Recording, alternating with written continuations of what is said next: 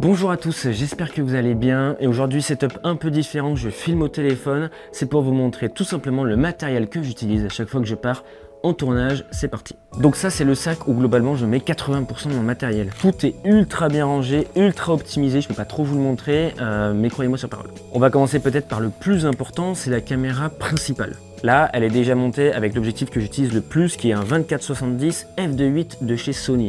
Je vais vous parler un peu chinois pendant la vidéo, vous m'en voudrez pas. Pour rester dans le même thème, j'ai ma caméra secondaire. Alors celle-là, elle me sert soit quand la caméra A a un problème, ce qui n'est pour l'instant jamais arrivé, soit quand j'ai tout simplement besoin d'une deuxième caméra pour faire un deuxième point de vue en même temps. Les deux caméras, c'est deux caméras Sony qui ont quasiment le même capteur, ce qui fait qu'on voit pas de différence en termes de colorimétrie quand on passe d'une caméra à l'autre, et ça c'est super important.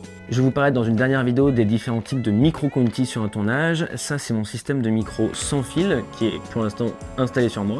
Et j'en ai un deuxième au cas où s'il y a un problème sur le premier ou que j'ai besoin d'installer plus de deux micros, parce que là-dedans il y a deux micros. Ensuite, j'ai ce qu'on appelle un micro canon ou un micro directionnel. Ça s'installe au-dessus de la caméra. Le son est un peu moins bon parce qu'on est moins proche de la voix, mais ça peut toujours servir. On l'utilise surtout en reportage en soi. Ensuite, en plus de cet objectif-là que j'utilise plus de la moitié du temps, j'ai trois autres objectifs qui répondent à des besoins différents. Celui-là est un objectif un peu standard, il fait un peu des gros plans et un peu des zooms, mais pas trop. Celui-là, par exemple, c'est un ultra grand angle, donc là pour le coup, on va être très large. Il a la spécificité de ne pas te faire de déformation, c'est-à-dire que ça va pas faire un effet arrondi comme une GoPro, c'est quand même souhaitable. Celui-ci, qui est tout petit, eh bien c'est ce qu'on appelle une focale fixe, c'est-à-dire qu'avec celui-là, on va pas pouvoir zoomer ou dézoomer. C'est un objectif qui est à peu près standard en termes de zoom.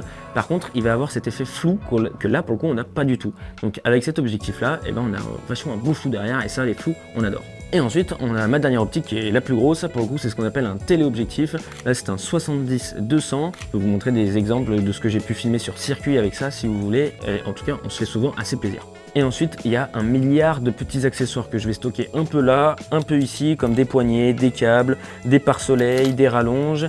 Et ici, j'ai tout mon matériel pour nettoyer les optiques et les capteurs. Donc s'il y a une poussière ou une tache de gras, ça peut arriver sur le capteur, j'ai de quoi le nettoyer sur le tournage. Tout ça, c'est tout ce qui rentre dans le sac à dos. C'est 80% de mon matériel.